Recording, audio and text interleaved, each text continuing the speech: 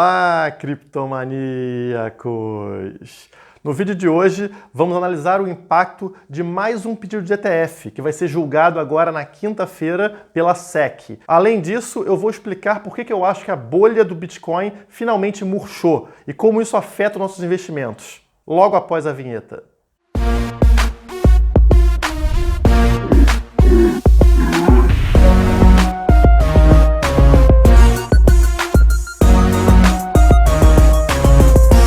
Começando pelo mercado, a gente continua sem muita emoção, com o Bitcoin variando ali entre a faixa de 6.300 e a faixa de 6.550. E eu acho que essa indecisão se deve justamente por causa da decisão da SEC, que é a CVM americana, e que vai decidir se aprova ou não o pedido de ETF de uma empresa agora chamada ProShares. Ela fez alguns pedidos de ETF e todos têm que ser julgados até a quinta-feira. Não pode ser prorrogado como aconteceu no caso da CBOE, que foi prorrogado lá para final de setembro. Aqui, nesse caso, vai sair uma decisão final nessa quinta-feira. E, obviamente, o mercado não sabe qual vai ser o resultado, então está todo mundo esperando, né, um passinho atrás, esperando o que vai acontecer sobre essa decisão, para aí sim subir ou descer com relação ao mercado. A minha visão é um pouquinho pessimista com relação a isso, porque eu acho que a primeira proposta de ETF a ser aprovada pela SEC vai ser a melhor, vai ser a que melhor atende aos anseios da SEC. E nesse caso seria da CBOE, aquela que foi prorrogada lá para o dia 30 de setembro. Então eu acho que quinta-feira esses pedidos de ETF da ProShares serão negados. E isso deve jogar o mercado um pouquinho para baixo. Então, eu estou pessimista essa semana, eu acho que a gente vai ter uma queda aí na quinta-feira, logo depois do resultado da SEC.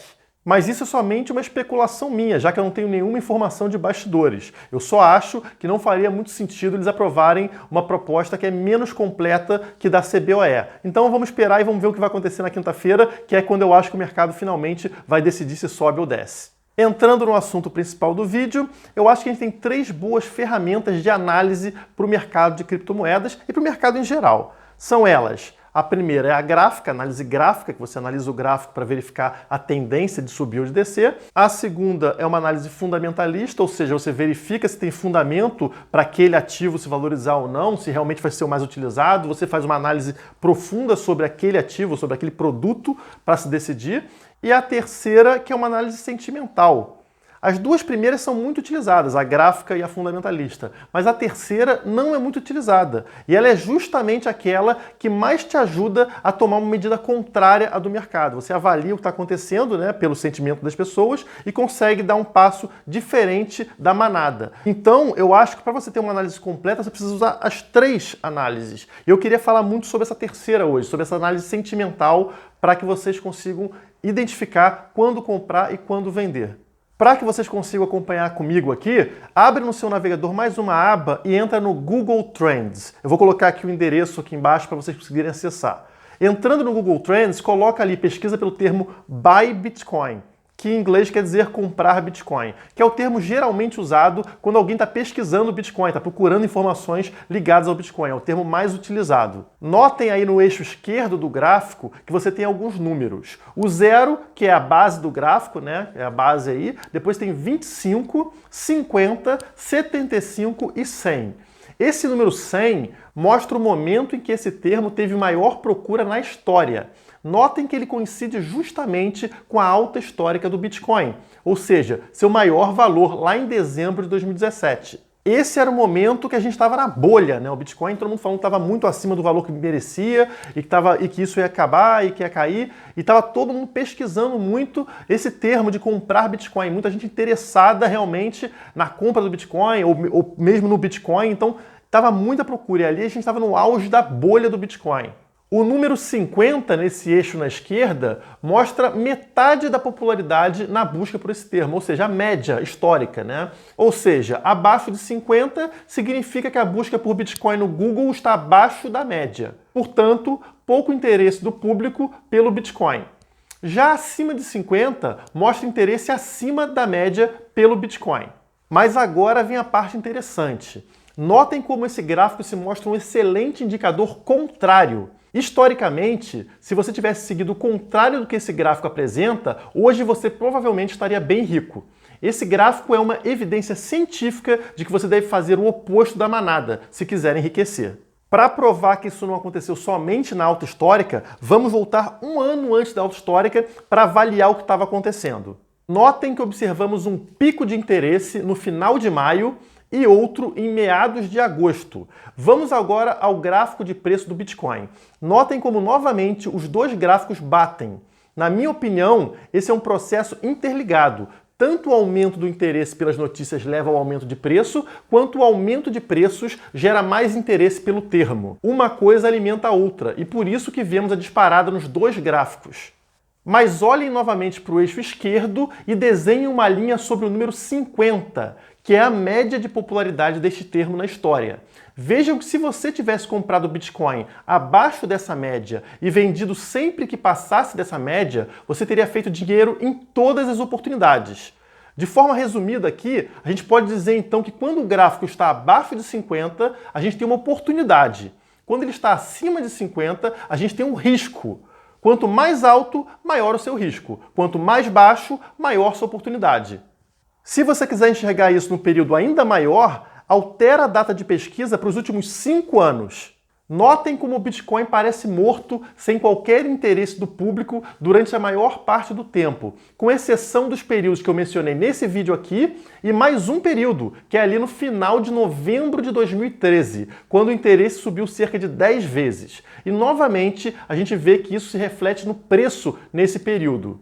Então, sempre que o interesse do público sobe, o preço também acompanha essa subida. E sempre que o interesse cai, o preço também cai. Uma coisa está ligada à outra. Então, tanto faz você olhar para um lado, olhar pelo outro. O que importa é o seguinte, sempre que o gráfico está acima de 50, ou seja, a procura pelo termo comprar Bitcoin está acima da média, a tendência de queda é muito grande. E sempre que está abaixo de 50, ou seja, abaixo da média, a tendência de subida é muito grande. Então fica mais fácil você se basear se está na hora de comprar ou de vender por essa análise sentimental, como as pessoas estão se sentindo, com o interesse delas realmente pelo Bitcoin. Mas vamos voltar esse gráfico para a data de hoje. Dá uma olhada aí e já de cara a primeira coisa que você nota é que a gente está com um interesse muito abaixo da média. Mas qual seria esse número? Acreditem se quiser, o número é 6. Ou seja, estamos no período de menor interesse dos últimos 15 meses. É um interesse 10 vezes menor que a média histórica, né? Porque a gente está ali próximo de 5 e a média está em 50. Então a gente está muito abaixo da média de interesse pelo termo comprar Bitcoin. Esse é um indicador extremamente positivo para quem quer comprar Bitcoin nesse momento. Isso quer dizer que você vai ficar rico amanhã? Não. Isso só quer dizer que o desinteresse está no seu nível mais baixo, está muito lá embaixo, não tem muito para onde cair. E que quando esse interesse voltar, junto com ele vai voltar a valorização do Bitcoin.